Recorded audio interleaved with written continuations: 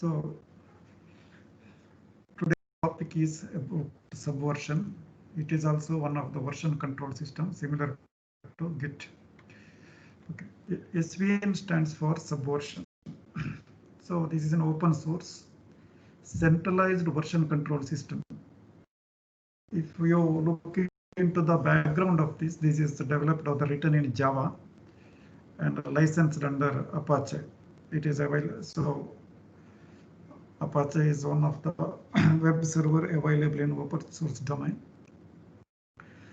We use Subversion to maintain current and historical versions of files such as source code. That means that whenever we are working with a collaborated project, all of us may contribute to the project. I may write a module, you may modify it, you may go for some addition or correction of the original module developed by me. How we can keep track of these things? If multiple people working on a common project, many people will add their own contributions. Many people will go for debugging and modifying the contents developed by another person. So that we need a proper tracking mechanism. That's why we need a version control system. So Git also does the same purpose anyway. So that's the meaning of maintaining current and historical versions. Sometimes we may want to go back to a old version of a software, and from there we want to take some codes and modify it. Or sometimes whenever you modify, you may go, the situation may go out of control. So you may have to fall back to the original code. So this version control system will help you in this way. So as far as SVN is concerned, there are 4 simple and quick steps here. One is you need to install Apache 2. Apache 2 is a web server. So you need to know how to install Apache 2 web server, Apache web server in your Linux machine. So whatever the explanation I am going to present you here is with respect to Ubuntu 20.04. So there may be some minor modifications needed in case if you are using some different kind of operating systems like Debian or Fedora or whatever it may be. So after installing web server software Apache 2, you need to install SVN package, and then you have to configure Apache 2 with the SVN. You have to link that web server and SVN together, and after once if the setup is ready, you need to create user accounts for SVN. It is not your login account. After logging in with your own login names, you configure this Apache and SVN. In the SVN, you need to create separate user account for SVN users. So as far as installing Apache 2 is concerned, so anyway, I am going to share this PPT as well with you. So these are the steps involved in or the command line.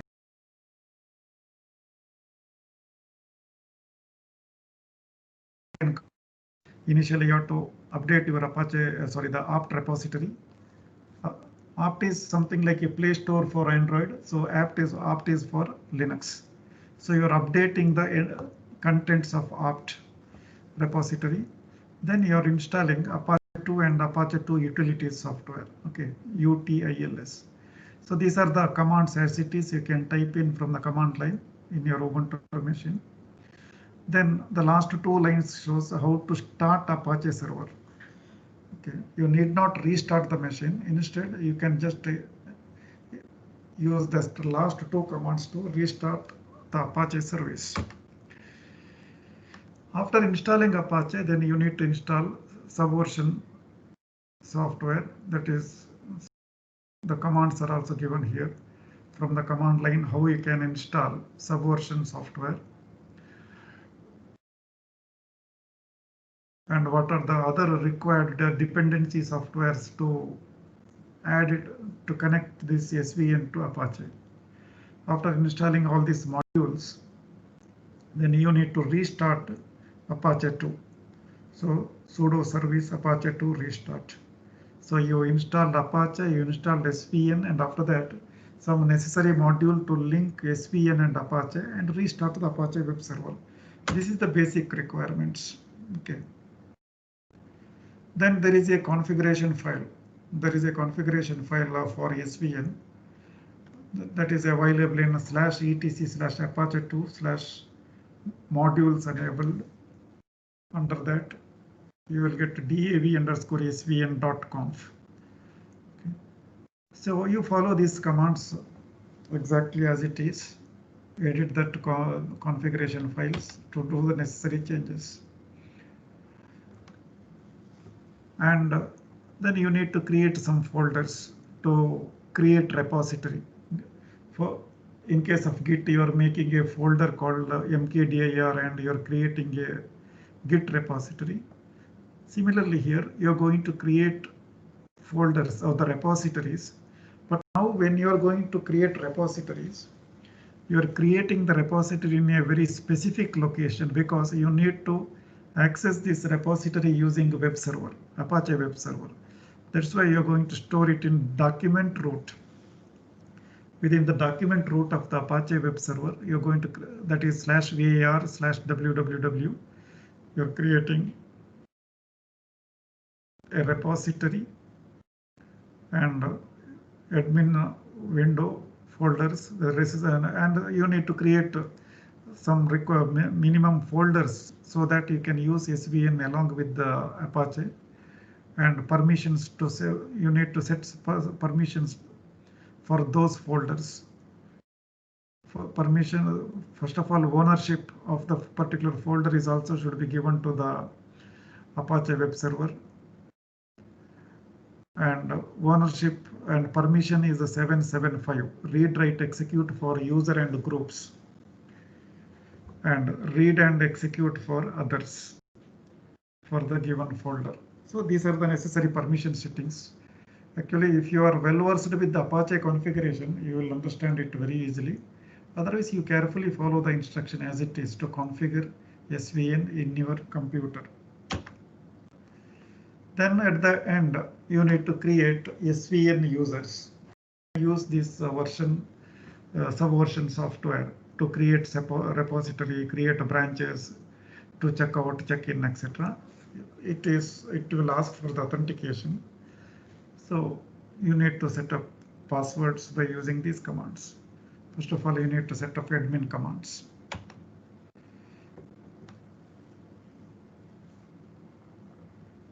Once if everything is set, password, usernames, everything is set, then you need to restart Apache web server.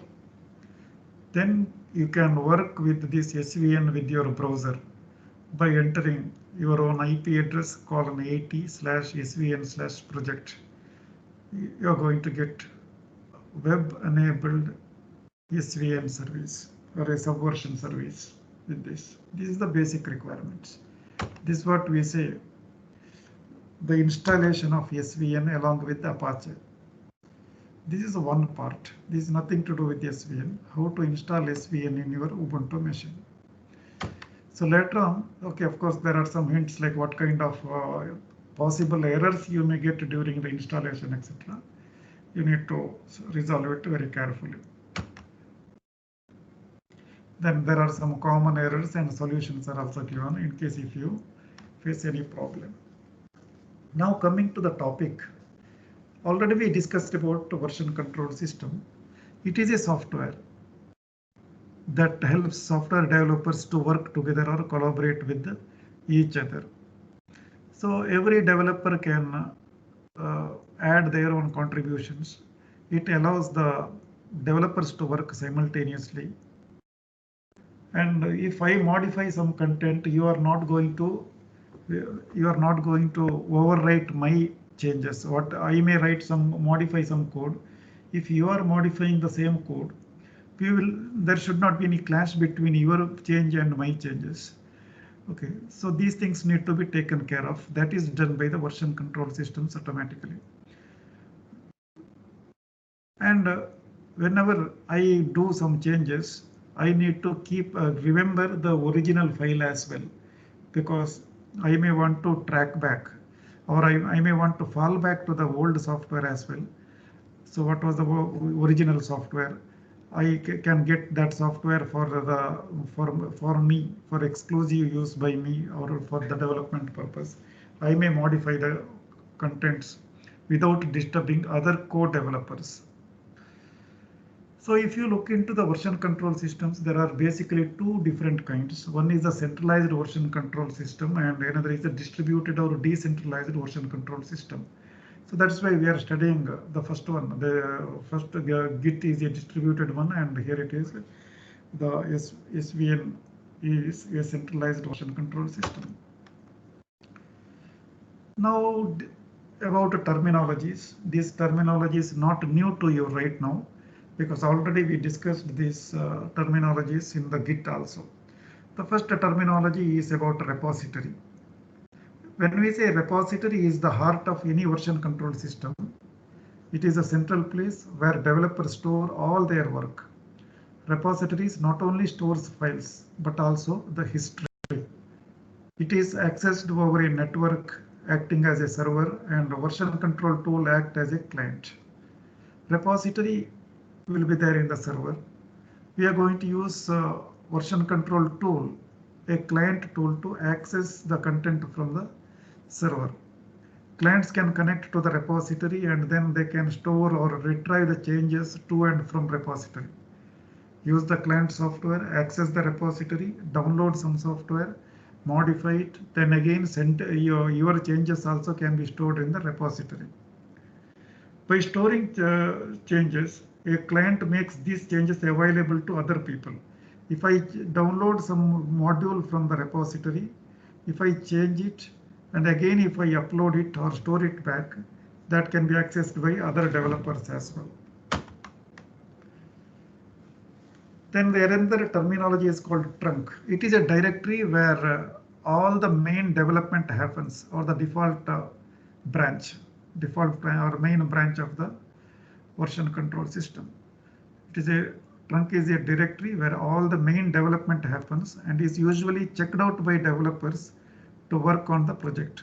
You can work on this main branch, default branch, and if you want to create your own branch also you can create. And the development can happen in branch independent of main branch. And once if the contents are stabilized, you can merge two branches as well. Similar to Git, there is no difference here. How we do this, that only those feature varies. Basic concepts are very identical.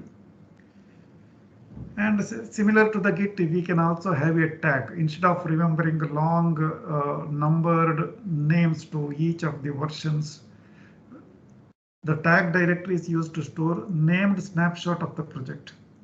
Version 1, version 2, version 3, etc. You can keep a name to the software modules under development, so that you can refer to any version. You can refer back to version 1 also. You can go to version 3 also. So it is possible. So tag is a user-friendly name. Generally, repository ID will be a very long sequence of IDs. Instead, you can have a simple name or a tag, something like a revision 13. So that's what is example here. Okay, you can have a very user-friendly name to any snapshot of the project or any stage of the project development. Branch operation is used to create another line of development. So that's what I said, how to go for branching. It is useful when you want your development process to fork off or to take a different branch in. Okay. For example, when you release version 5, you might want to create a branch so that development of version 6 can be kept separate from version 5 bug fixes. So you are developing a software. Now assume that current version 5 is out. And when version 5 is out and it is distributed, many people will submit bugs, or that they may try to find out some errors and they may report that also.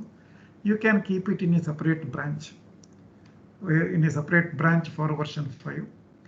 As well as if you want to have add further features, latest updates, versions, version updates, etc., you can go for a separate branch. Create a separate branch. In that branch, you can take the original code of version 5 and start developing version 6 of that software parallelly without disturbing all the current stable version of your software. Current stable version is used by many and they are under scrutiny by the subscribers as well. At the same time, parallelly, you can start with the version 6 of your software. Okay, that is the use of your branch.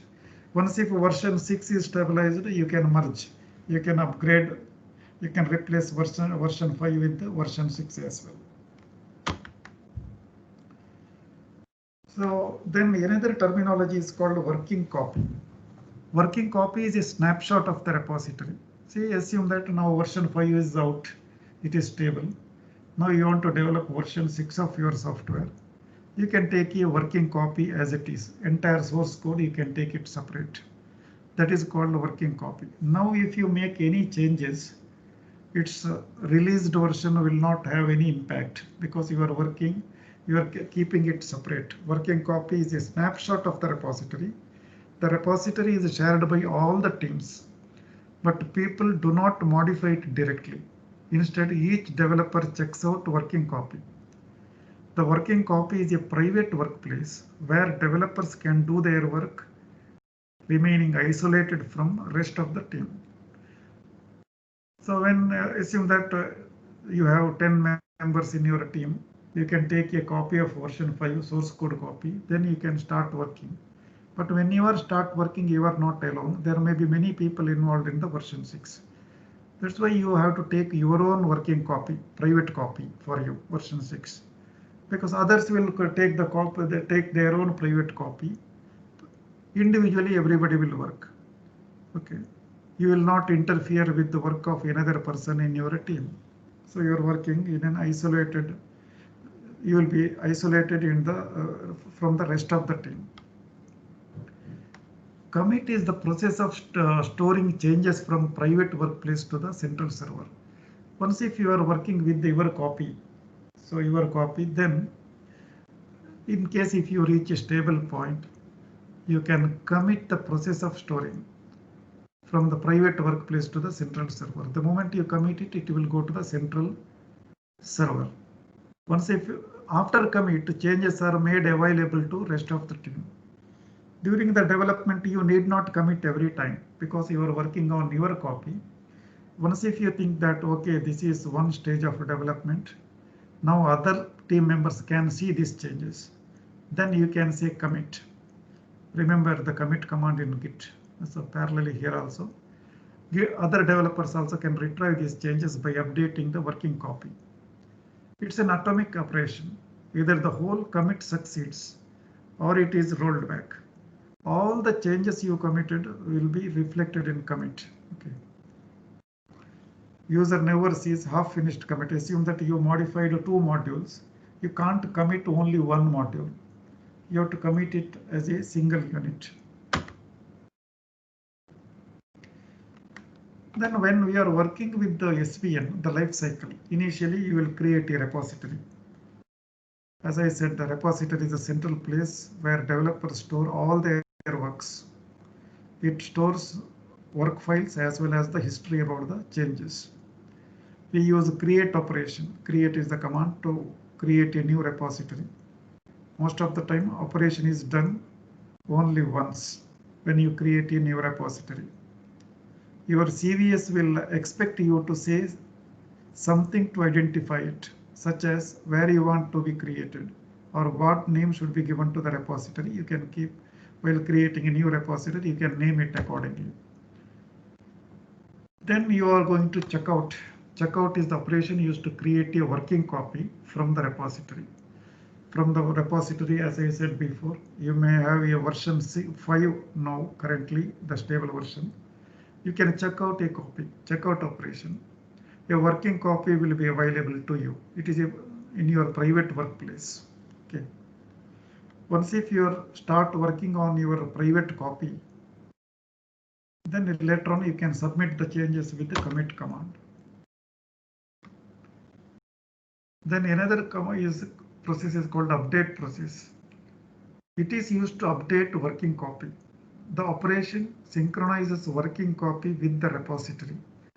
All repository is shared by all the teams. Other developers can commit their changes and working copy becomes older.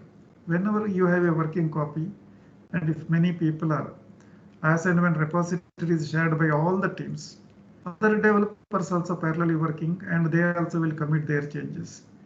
Then the working copy, whatever you have in your hand may become older. So you can check out a new working copy as well. For example, assume that two people, Tom and Jerry, are the two developers working on a project. Both check out the latest version from repository and start their work. At this point, their working copy is completely synchronized with the repository because both of them are copying it or downloading it from the repository. Jerry completes his work efficiently and commits his changes to the repository. Now, Tom's working copy is out of date because Jerry already submitted some changes and committed it to the repository as well. Now, update operation will pull Jerry's latest change from the repository and will update Tom's working copy. That is the difference between commit and update. When you say commit, you are submitting your copy, submitting your changes to the repository. But whenever you say update, if somebody is already working, their changes will be updated in your working copy, not in the repository. Remember that. In your working copy, you will get those changes. Their update. Say, for example, you and me are working on a project. I may develop one new module and I will commit the changes. Now your working copy is old. The moment you say update, my changes will be reflected in your private copy as well. Okay, that's what the concept of update operation is. Then you perform your necessary change. Okay, after the checkout, one can do various operations to perform changes. Edit is the most common operation. One can edit existing file or add and remove contents, and you can add directories, delete directories. But immediately these files or directories do not become part of the repository. Instead, they're added to the pending change list and become part of the repository only after commit operation. Though you can do several changes in your working copy that will be reflected in the repository only after commit operation. Similarly, you can delete files as well. Delete operation deletes the file from working copy, but actual deletion of the file is added to the pending change list and changes are made to the repository only after commit operation. Similarly, rename operation changes name of the files or folders. And move operation is used to move files or directories from one place to another in a repository tree.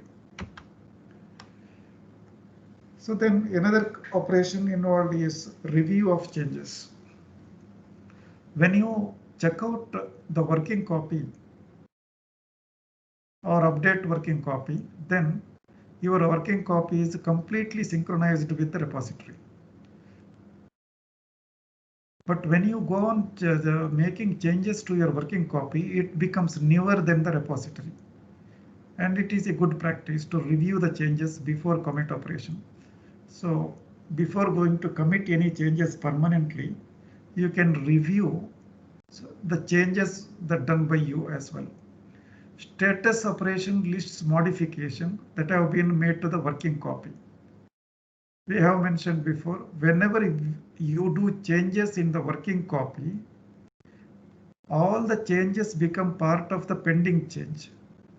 Status operation is used to see the pending change list.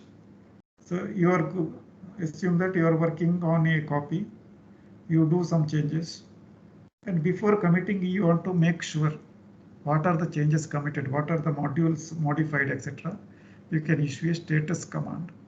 Status operation provides a list of changes, but not the details about them. One can use, so we can use a diff command. Remember the diff command in Git operation as well. to review what are the changes happened in your working copy.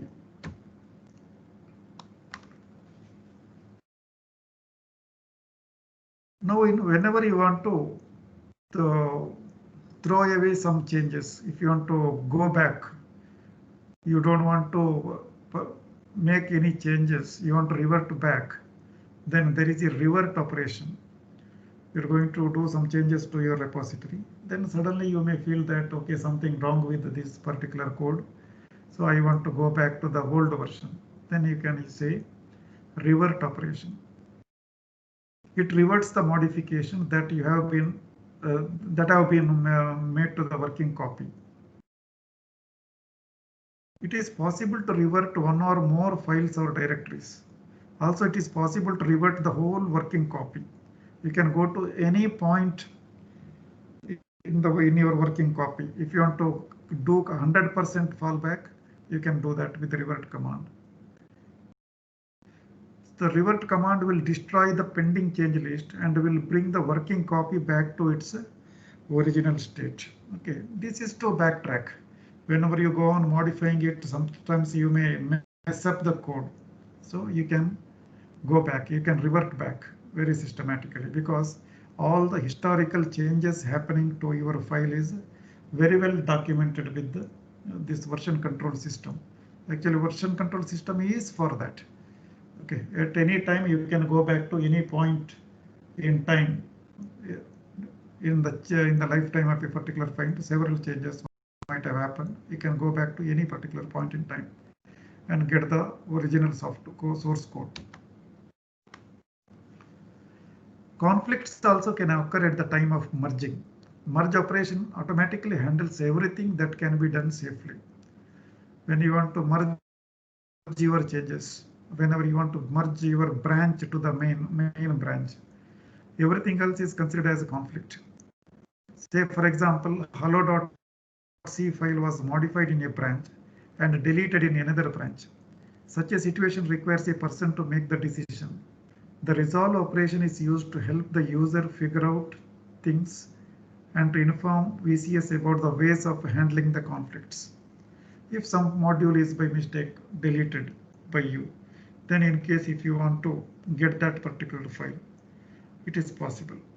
Otherwise, it will create a conflict in your package. Commit, it is to make the changes permanently. Your working copy will be synchronized with the repository. And before that, you are going to look into the change list and you can verify and see that everything is in order. Then you can say commit. So how to check out? That's very important. In case if you want to check out, so you need to issue a command called svn checkout and space. Then, so svn checkout using browser. So in the browser window, you cut and paste this URL. So here I mentioned 192.168.43.219 and colon 8090. Remember here, this is a complete URL where colon 8090 is a port number of the web server. If you configure it to another classic port numbers, then you have to change it accordingly. Otherwise, in the browser, you have to use this particular URL to access your SVN installation. Then PWD and SVN information, etc. is the checkout process. If you want to go to a particular folder and if you want to get the information, log in into that particular folder in your project, and you can issue print commands and you can get the display. The contents can be displayed using cat command as well. So here example array.c is shown here.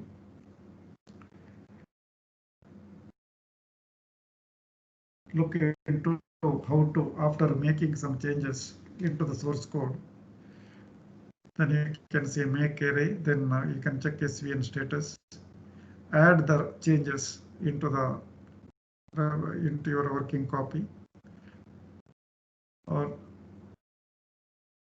and finally, if everything is stable, if that change is okay, you can commit svn commit -m initial commit. The command is, instead of git, just use svn here. That's it. Remembering the command is very easy. Already you are familiar with Git. So here you are using svn instead of Git.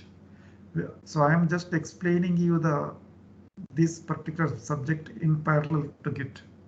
Wherever svn is there, you can use Git command. Wherever Git is there, you can replace it with the status. I mean svn. So Git status, svn status, svn add array.c. In the Git, how we do it? Git add and file name, Git status. The same tasks here. Commands are different. The way in which repositories are maintained is different. It is a centralized one. Centralized repository is accessed using web browser. Then if you modify, so some content is modified, and if you modify the contents, then you can look into svn log instead of git log. You can see the changes. You can also find out the difference between this change and the original file. And if everything is okay, you can commit the changes with some tag name. Here the tag name is customized one, fix array overflow problem. Assuming that there was a overflow problem in the program array, so we resolved it, modified it, noticed the difference, and submitted the changes to the repository. In case if you want to find out what other people are doing with this code, you can go for update commands. Okay, so you can go for, and then you can notice the changes. svn update command can be issued. Subversion is not allowing to commit, say for example, Jerry's changes, because Tom has already modified the repository and Jerry working's copy is out of date. To avoid overwriting with another change, say for example, now what we mean here is that, assume you and me are working on a particular module. We take the source code from the same repository. So you modified some part of the code and you committed it. Now what happens? Original file in the repository is changed by you because you committed it. Now my working copy becomes obsolete. Now I can't directly commit because there is a mismatch in the version. So before committing, I need to update first, because you already committed some changes. Then I need to say svn update. Subversion will not allow to commit my changes because you already changed the repository and my working copy is now out of date. To avoid this overwriting each other's changes, Subversion fails this operation. It stops this operation. So it forces me to update first. The moment I say update, your committed change will be reflected in my working copy. Then I can update. Okay, then I can look into the difference between the original code and modified code, etc. in the diff commands. Then I may add some new features, and after that I can say commit it, add function to accept input and display array content, etc. It's one simple array program is taken as an example, and assuming that two people are modifying or working on that particular simple program. I am adding something, you are adding some other function in that same copy. How we can sync our works, that is demonstrated with these particular commands.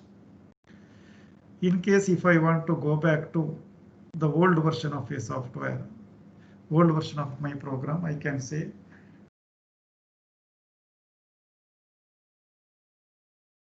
array.c is the program. Okay, it is also possible to revert that entire trunk. And I can give a user-friendly name for the revisions. If I made some changes, SVN copy revision equal to fork trunk, then I can give some tag to it, something like a basic array operation, some user-friendly name to that particular version of the software. Taggings also can be assigned. And I can commit those changes also to any branch. So this is the very basic commands. Actually, SVN is much more than that. But for your understanding, to start with, because we are studying this Git operation in parallel, Git and SVN in parallel, just note these basic commands. And also I am going to upload all the one video file for the complete Git repository. It contains some 7 to 8 short videos. Already the portions covered by me about the Git, everything. There is a video from the internet. It was available in the public domain. For your reference, I already uploaded it in the files section. You can refer to it, as well as I uploaded one PDF regarding SVN. You practice this, refer to this particular PDF and work on yours. Try to work, configure SVN in your computer. And this is about a small brief about version control system, which is the last chapter in the syllabus. In the meantime, so from the next class onwards, we will have only the doubt clearing sessions. If you have any doubts, etc. If I get some very good materials, yeah, tell me. So can you please send some more materials for us to use in Git and for Git, SED, GOG programming? So because the kind of examples you've taught in class versus the kind that comes in the paper and versus the kind that's even there in those reference books, it's not enough for us. We need more examples, and most of our section has gotten 2 out of 5 or something like that in one of the assignments. We need a lot more material. No, it is not a material. You need a lot of practice. That's it. Because that's what this subject you cannot not possible to learn by reading. You have to do it. That's why even in the Git, I took a demonstration. Actually, I extended the class. I stretched that particular portion very extensively by writing the code and working on my computer and demonstrating it. By reading it is not, there is no direct materials available. You have to practice it. You have to understand the concepts. So we should at least have some sort of solved examples that we can have on hand that we can use at any given point of time. And then we practice more complicated questions by learning from those. There is absolutely, there is no solved examples available. You have to follow the text. In the textbooks, even here you see, so we explain the concept with the one simple program. But tomorrow in the exam, there may be some other program will be given, and we may tell you how you do it with the SVN, what happens in Git, etc. If you understood the concept of Git, you can write it. It is not at all difficult. The problem comes if you are not practicing it. So even by referring to the Linux, that what is the Sumitaba textbook. So that one of the is not available, sir. You buy it. What is that? It is already hardly around 200, 300 rupees. The problem, it is now PDF version is not available in the internet. I would have shared it otherwise. But it is not only the one textbook available for shell programming. You can refer to any bash shell programming book. Okay, to understand the concepts. So at least my point is that at least some solved examples will help us understand it better, sir. What do you mean for a solved example for a shell program? So like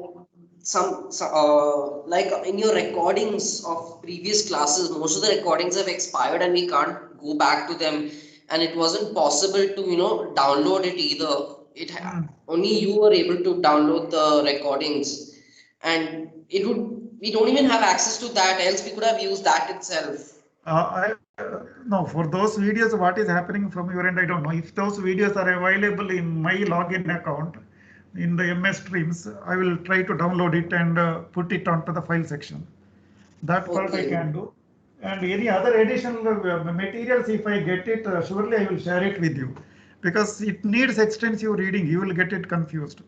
Okay, that's why in the next sessions, we will have a doubt clearing session, portion by portion, content by contents. Okay. So Those are if those videos are not available, could you at least like do a few examples and just save the screenshots of the terminal and just send it to us? Even that would be helpful. no, that is not possible. That because that kind of explanation is very much equal to reading the textbook. Okay. No, so just the command and No, the you can. output of it. If you have any doubts, you can talk to me. I can clear your doubts. Any students, if you have any specific doubts while developing, first you read the textbook. Then also, if you are not understanding, surely I will help you out. Okay. Whatever the good materials are available, once again I will search for it from the internet also. If I feel that it is good and useful, I will upload it in the file section. Already for the Git repository, I uploaded some around 7, which is the same one I repeated. So this will be sometimes you feel it is a repetition, but to do it, you just don't watch it as a movie. You watch those videos and type those instruction or commands in your computer, then only you will understand.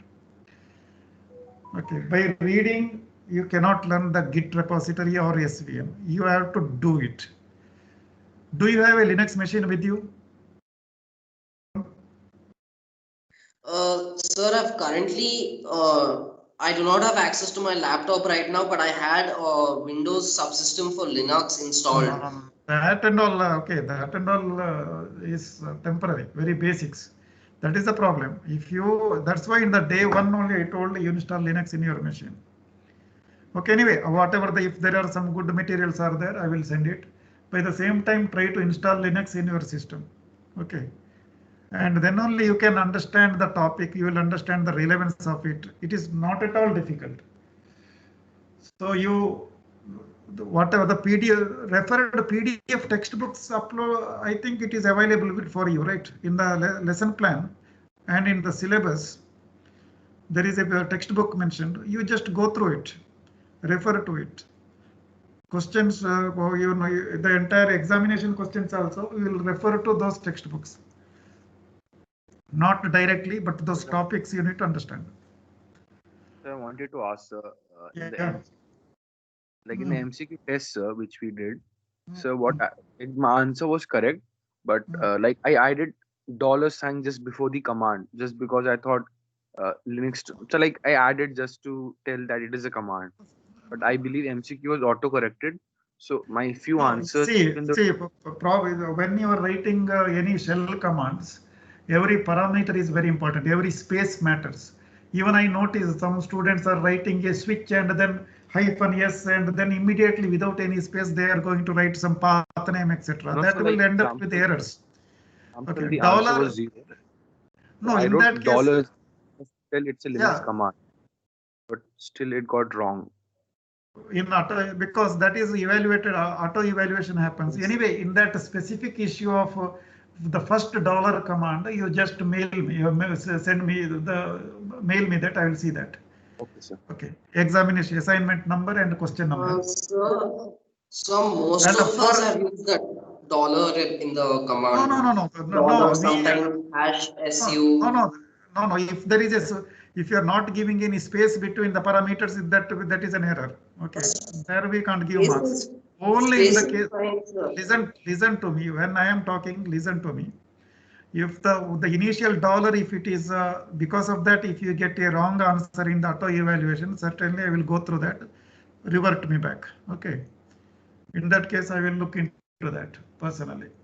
But in the rest of the command, if you make any change, errors in parameters, etc., that will, you just check whether it is correct or not by cutting and pasting it in the Linux terminal.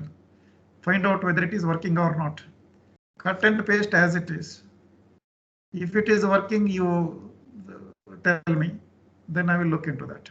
Okay. It is a shell command. Okay, as one student said, if you because of one initial dollar command and dollar ls, if you write ls-l, auto correction may give it as an error, but I will look into that in that case. Okay, whatever any grievance is there, you are open to talk to me. Okay, don't. I will not feel bad about, or I will be happy to talking to you. No problem. So even while studying that, if you face any difficulties in understanding the concepts, mail me or WhatsApp me, no problem. I will reply at any time. And you are coming, you are expected to be inside the campus in the December first week. You meet me in my cabin for any doubt or doubt clearances. You are most welcome.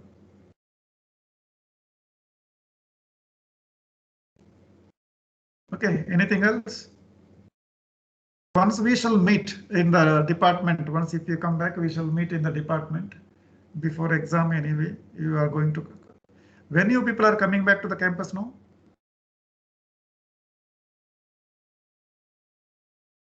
Tarun? 4th, okay. So we shall meet once, okay, possibly in a classroom or maybe in sometimes in a lab. We'll see how things will go on. Okay then, keep in touch with me for any doubt or whatever it may be. In the same time, if I want to send any materials, you just look into this portal. I will keep on uploading the materials from my side if I find it useful. Okay. Thank you all. Then otherwise it is the practically this is the last class. Only the doubt clearing sessions will be there from next slot onwards.